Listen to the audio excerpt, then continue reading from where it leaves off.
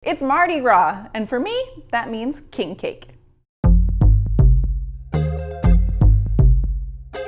So a king cake is not like a cake in the modern sense. Think of many years ago when they used to make cakes that were yeast raised. So it's kind of like a modern day donut. In this case, a really, really large donut. So if it's yeast raised, that means that we need to get it started and get it proving before we even think about putting it in the oven. So that means if you're making this cake, you want to give yourself at least 2 or 3 hours before baking, and you can prepare the dough overnight. Here's your ingredient list. What you will need is a dough hook attachment. Once you have your dough hook on, you're ready to start adding ingredients. We're doing this brioche style. So all that means is you're adding all of the wet ingredients, the yeast, the dry ingredients, but not the butter. Hold on to that butter.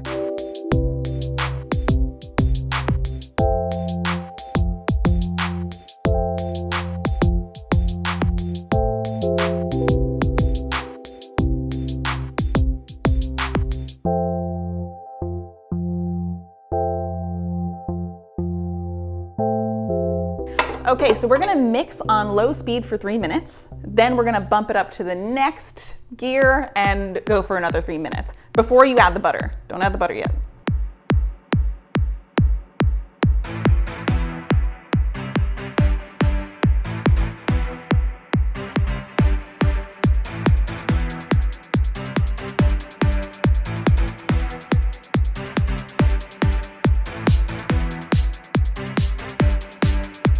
So we're ready to add the butter. You are going to add your softened butter. It's not melted, just in little chunks.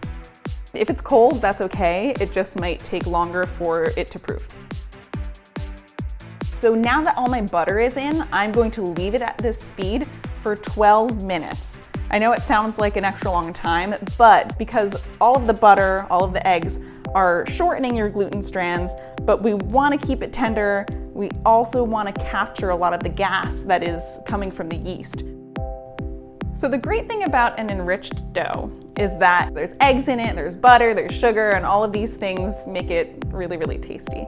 So because of all that, it will be a sticky dough. Don't be confused if it looks too sticky to handle. That's okay, that's actually really good.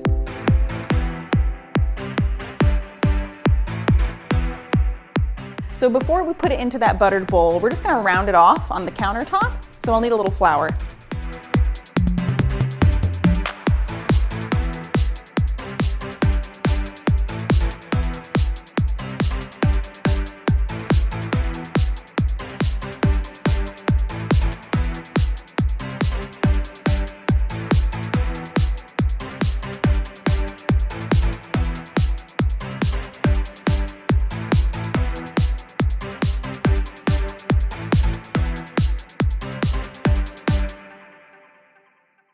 This gets wrapped in plastic and then put aside at room temperature for an hour to double in size.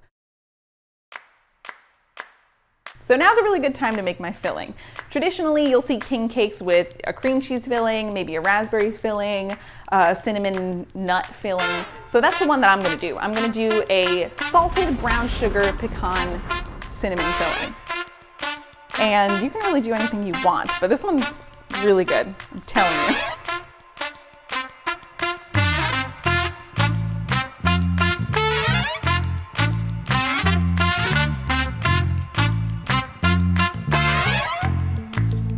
You technically can put this dough at this stage in the fridge overnight. You just want to knock the air out of it and then cover it up in plastic again. If you're making it today and you're in a pinch for time, you can keep going right now. That's what I'm going to do.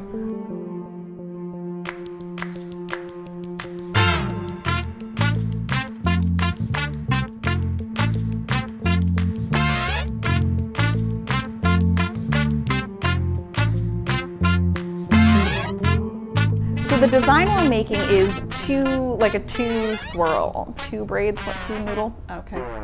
You'll see some that are just one, it's just one tube. You'll see others that are a 3-strand braid. And today we're kind of doing a 2-strand twist.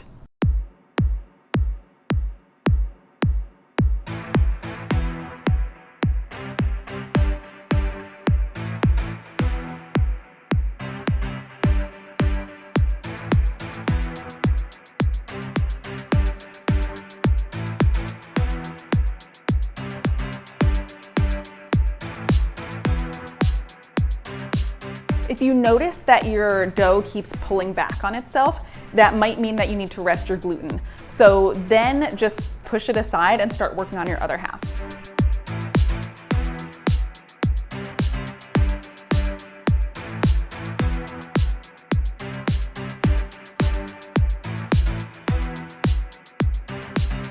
All right, once you have both sides about 20 inches by 5 inches wide, then we can fill.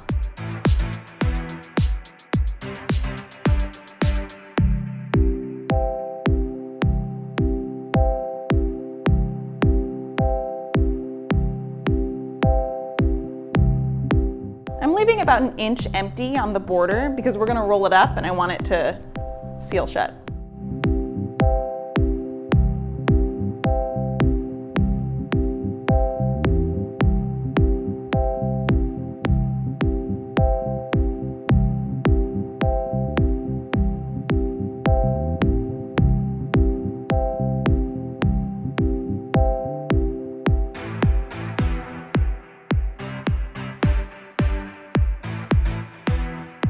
Twisting is fairly easy. Don't overthink it. Make an X shape, grab the opposite strands, and one goes over, one goes over. Then we're gonna loop it around so it makes a circle. And then kind of match up the ends with the other ends and pinch them together so they get a good seal. Okay, so now this just goes onto some parchment paper, onto a sheet tray, so it can proof for another hour.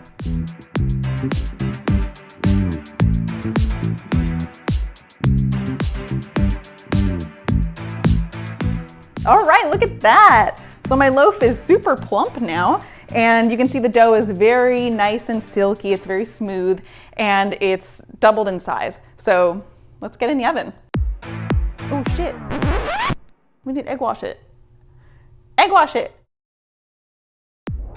So before we pop it in the oven, we need to egg wash it. And the egg wash is simply going to give a nice shiny and browned coating.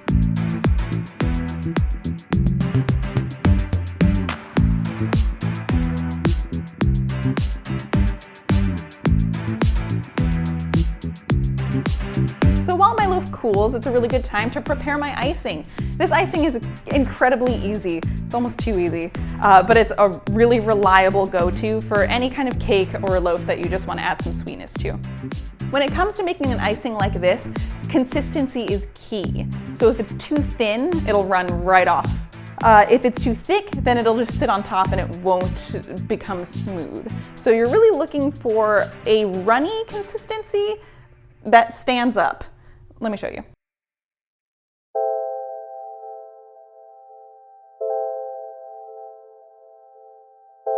So traditionally, a king cake has green, purple, and yellow sprinkles all around it in a decorative pattern.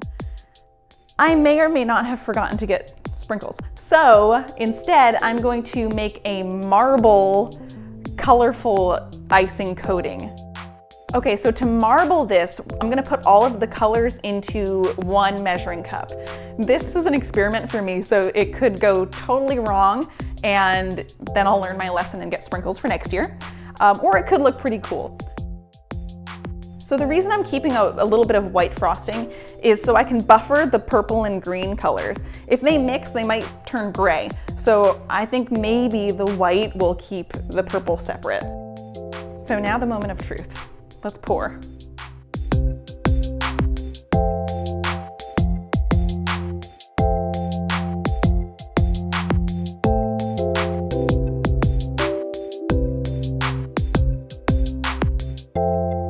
It's not as beautiful as I planned, but I still think it looks cool. So I'm gonna add a little bit of gold sprinkles.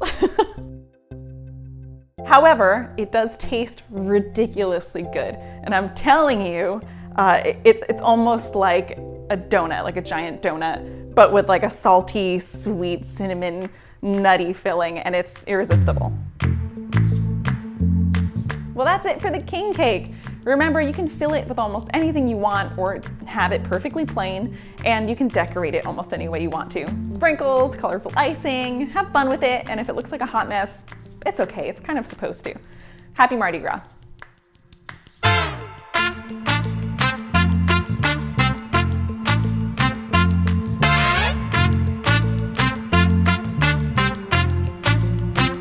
if you're trying this at home and you want to try the marble, maybe don't use the white, the little bit of white, because I think it actually made the purple a little diluted, so it's not as saturated anymore. Just go for the straight purple, green, and yellow and see if it comes out better. If it does, share it with me or put it in my comments. I'd love to know.